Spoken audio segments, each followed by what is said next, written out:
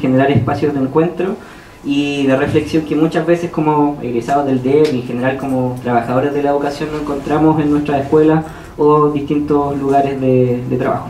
De fondo, ¿cómo nos paramos como trabajadores de la educación en este panorama de transformaciones? ¿Cómo nos hacemos parte? Cooperando, poniéndonos en contra, organizándonos por nuestro lado, participando en el colegio de profesores.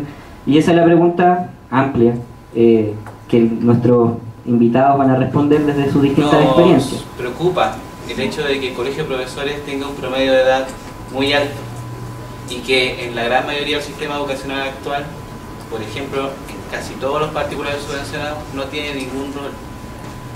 Al mismo tiempo hay un panorama organizativo de otro tipo, quizás sindical, que también es muy este año, para nosotros, y sobre todo desde que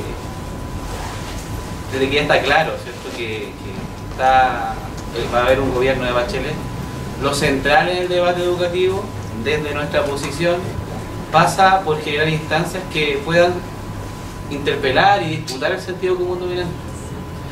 Generalmente los trabajadores no tienen voz y los profesores en el ámbito educacional pueden tener voz, pero no son la primera persona a la cual pensamos que va a determinar algo de educación. Es como un rol secundario.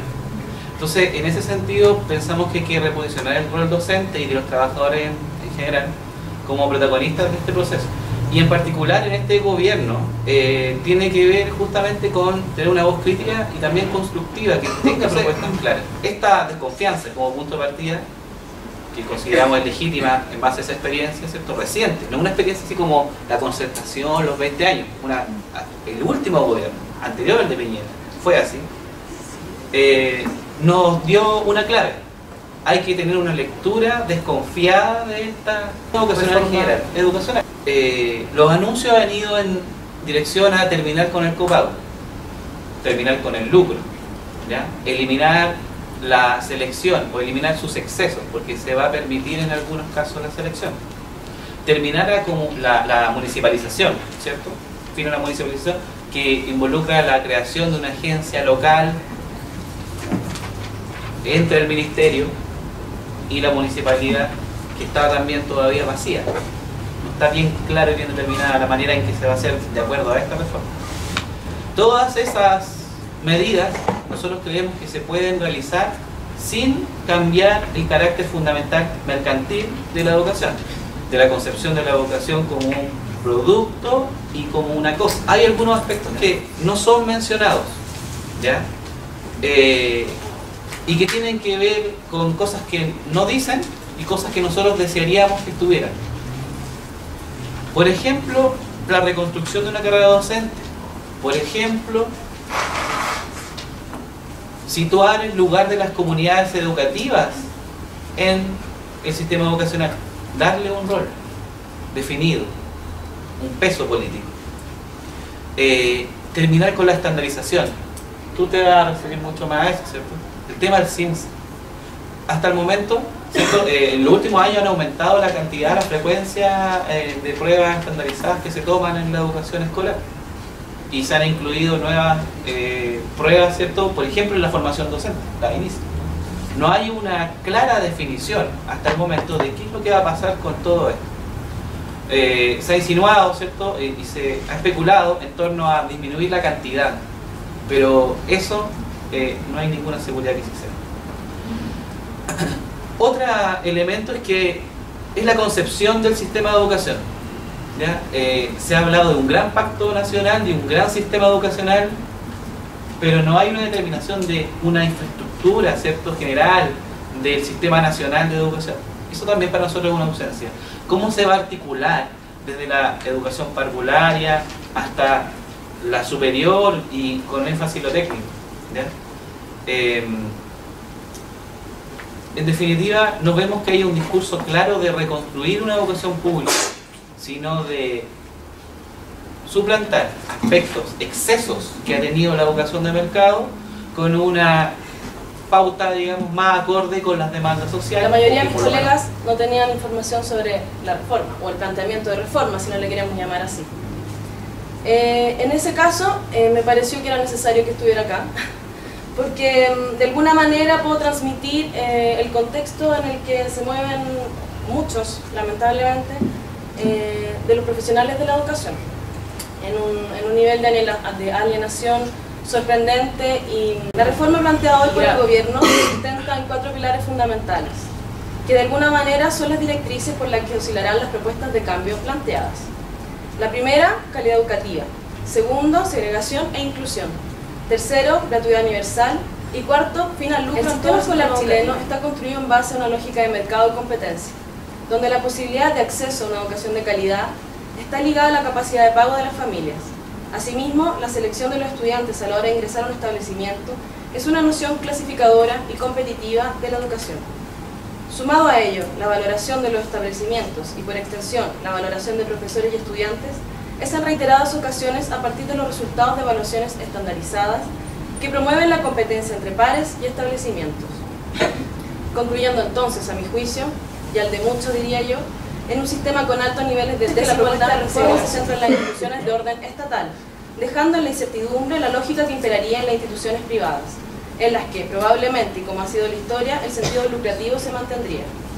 Sumado a ello, habría que cuestionarse si el sentido mercantil de la educación es reducible solo a su forma de la selección en el sistema escolar y la eliminación del financiamiento compartido. Ambos aspectos permiten contrarrestar la tendencia segregadora del sistema escolar. Sin embargo, lamentablemente es solo una tendencia, pero que desatiende o olvida las existencias de otras razones segregadoras propias del sistema escolar, tales como las pruebas estandarizadas de medición, donde las instituciones con malos resultados son indicadas como establecimientos de menor calidad, con alumnos y profesores de perfeccionamiento docente e inducción para nuevos directores. En este aspecto queda abierta la duda una vez más en los planteamientos de la reforma. ¿En qué consiste el perfeccionamiento docente? Es de gran importancia que se diera claridad a este punto, pues hoy en día el tan usado concepto de comillas, perfeccionamiento docente, no constituye necesariamente un espacio de mejoramiento para los profesores, pues lamentablemente son cursos aislados que no se articulan relacionalmente con la enseñanza en aula y el determinado contexto escolar donde se desempeña el educador, configurándose entonces como una instancia obligada y de sobrecarga. Allá acotada, la propuesta de reforma dice establecer una carrera docente. Si bien la reforma deja en la ambigüedad esta propuesta, este término levanta suspicacias tendidas en la actual propuesta de carrera docente que se encuentra en debate de aprobación, cuyo principio escalonar propende la competencia entre pares con opción de avanzar o retroceder en niveles de jerarquía, dependiendo de la reacreditación de las habilidades demandadas a los docentes, donde la legitimación profesional, a partir de, comillas, premios en dinero y niveles o escalones logrados, se configura como un sistema de competencia entre pares más que aliados en la construcción pedagógica, pues sin duda, quien no saque buenos resultados quedará en posición de despido. Todas estas cuestiones que no hacen más que atomizar. La reforma educacional planteada hoy por el gobierno propone una serie de modificaciones a elementos institucionales o incluso la creación de nuevas instancias, señal que a mi juicio constituyen gestos políticos, tales como por ejemplo el fortalecimiento del Estado y la educación como un derecho fundamental. Sin embargo, hay variados puntos de la reforma o la propuesta de reforma que tienden a la ambigüedad y que urgen ser resueltos antes de concretarse el proyecto de ley y ser enviado al Parlamento. Es que entendemos por educación de calidad y con ello complementar tal concepto con nociones fundamentales como qué enseñamos, cómo lo hacemos y bajo qué concepto de educación. La función social de la educación no sea reducible al origen de su financiamiento. En tal caso, el cambio paradigmático que propone la reforma educacional podría concretarse de manera real con una educación que se conciba como derecho social, que no clasifique a los estudiantes con estándares que, por cierto, y ese es el gran problema de los estándares, no reconocen las condiciones materiales de sus escuelas o liceos, incluso las condiciones materiales de sus familias o contextos más íntimos. A ello sumado, devolver la dignidad docente, comenzando por dar término al tipo de evaluación docente que existe actualmente, logrando la equiparación entre horas lectivas y no lectivas, como espacio necesario que permita al docente pensar su práctica profesional en un ejercicio que le permita construir un proceso de enseñanza-aprendizaje que se dinamice y reconozca a sus educandos. En síntesis, el cambio paradigmático en la educación puede comenzar en el financiamiento, puede continuar en la institucionalidad que está a cargo de ello, pero continúa necesaria y obligadamente en otro tipo de transformaciones que piensa en la educación, pues el ejercicio de enseñanza-aprendizaje propuesto a nivel curricular, el modo en el que se tecnifica la labor docente, las maneras en que se jerarquizan los sujetos y los establecimientos a través de evaluaciones estandarizadas, continúan siendo contarle un una poco visión de del mercado. espíritu de la campaña y qué es lo que nos mueve a trabajar en aquello. Consignas que uno podría desglosar, pero básicamente, bueno, el CIMSE es castigar injustamente la infancia y la juventud. Ustedes como profesores probablemente lo viven a diario en las prácticas, ¿verdad? El estrés, el estar agobiados permanentemente con estas pruebas. El CIMSE distorsiona el sentido de la educación, ¿cierto? Reduciendo el sentir de la educación a ámbitos específicos del currículum. El CIMSE promueve la desprofesionalización, generando esta figura del docente, ¿verdad?, tecnificada, que solamente ejecuta, y amarrando al profesor a ciertas conductas específicas vinculadas al CIMSE, ¿verdad? Y obviamente el CIMSE también perpetúa un sistema injusto basado en la competencia, ¿cierto?, donde los colegios, en vez de colaborar, de apoyarse, complementarse, están compitiendo, incluso las escuelas municipales entre sí. Entonces ya ni siquiera es una batalla entre lo municipal y lo particular subvencionado. Incluso dentro del escenario municipal, el CIMSE parece ser uno de los pilares fundamentales en la lógica de mercado. ¿Ya? El CIMSE ya no es un instrumento, una prueba neutro, sino que el CIMSE representa una lógica de operar. Una lógica de operar que está instalado prácticamente en todas las políticas de mercado de hoy en día. ¿Ya? Primero, una herramienta que fue generada para comparar a las escuelas, ¿ya? Para que justamente las escuelas compitieran entre sí, por sus alumnos. O sea, ya desde el diseño es una política que se basa en una lógica de mercado. En su diseño se decía que esta política iba a impulsar la mejora de las escuelas, pero lo que hemos visto es lo contrario. Y hemos visto que además genera prácticas muy perversas, como la selección de alumnos, para obtener mejores resultados, generando altos niveles de segregación y exclusión.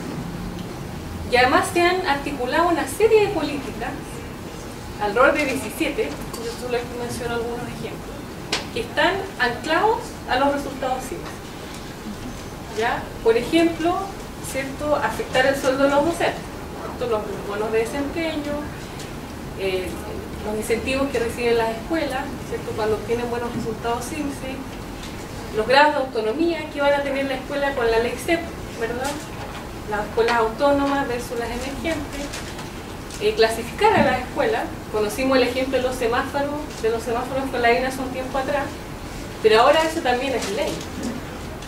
En la nueva ley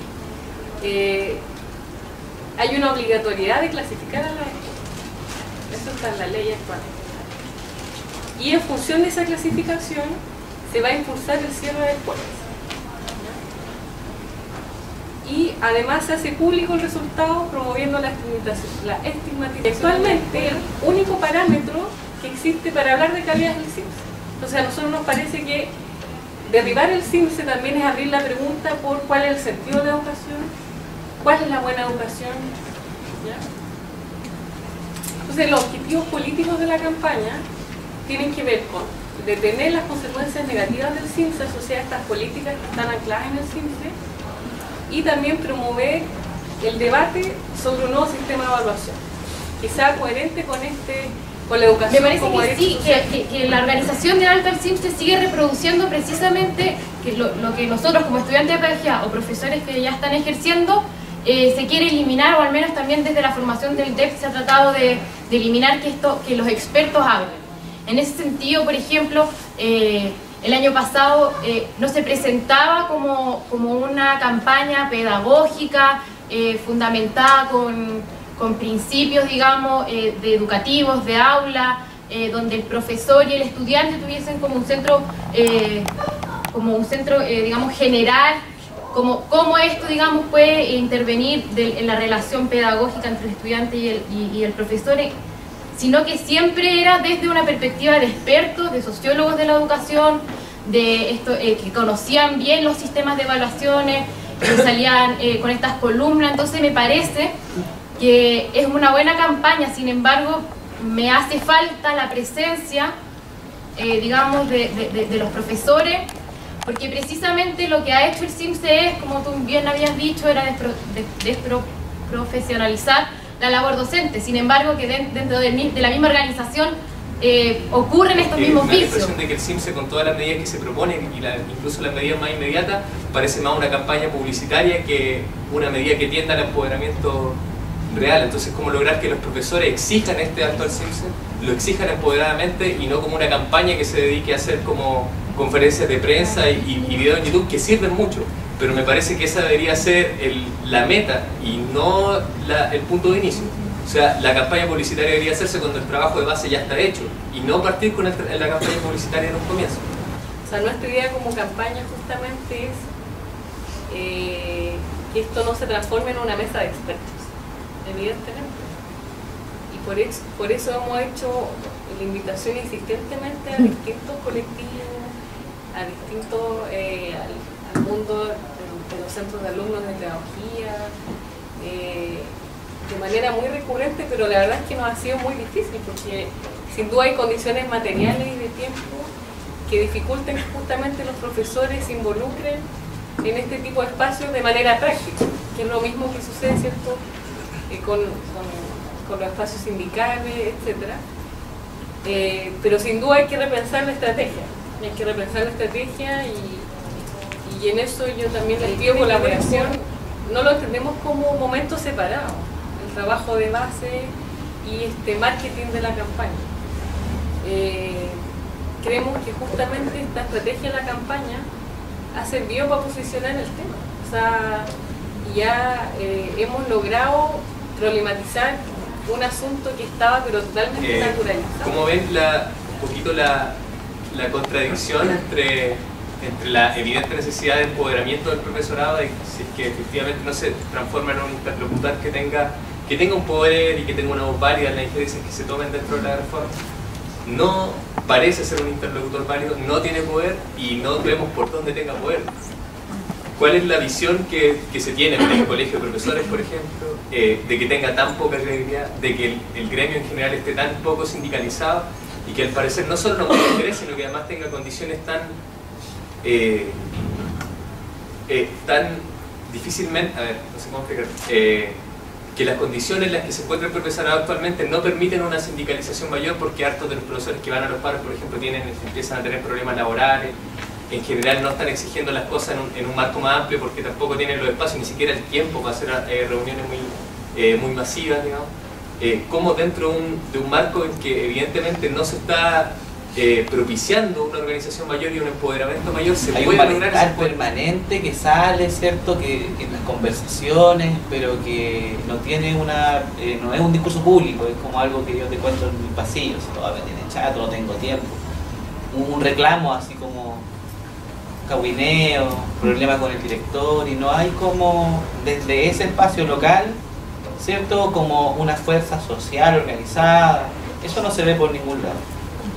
Donde existe colegio de profesores, existe el consejo gremial, que he escuchado miles de veces. No, mira, viene una persona, dice, no, mira que Fajardo dice que y hay un paro como cada cierto tiempo.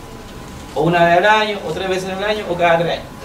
Ese estado organizativo no es solo de los profesores, incluso los profesores no están tan mal en comparación. Los trabajadores de Chile, en su gran mayoría, carecen de espacios donde construir una comunidad de iguales que se plantean proyectos y objetivos. O sea, por lo tanto, los trabajadores de la educación viven la misma condición que el grueso de los trabajadores de Chile, trabajadoras y trabajadores. Ahora, para construir algo distinto, para cada uno de nosotros generar algún tipo de intervención en nuestro espacio cotidiano, nosotros creemos que no hay un conocimiento que nos asegure nada.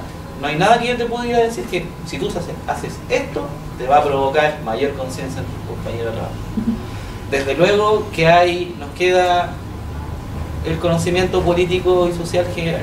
Yo creo que incentivar tener discusiones que vayan más allá de este alegato permanente, vemos que victimización, el colegio de profesores, y ahí me refiero a lo que habla el compañero, me pidió que me refiriera, es una organización que tiene mucho más afiliados, mucha más trayectoria, tiene mucho más elementos, sin embargo no construye ningún proceso. No es un movimiento social que pueda realizar cambios, es un contestador de la autoridad. Entender también que la pedagogía como trabajo, como labor diaria, es un esfuerzo político y es un trabajo político también, al menos yo lo observo así.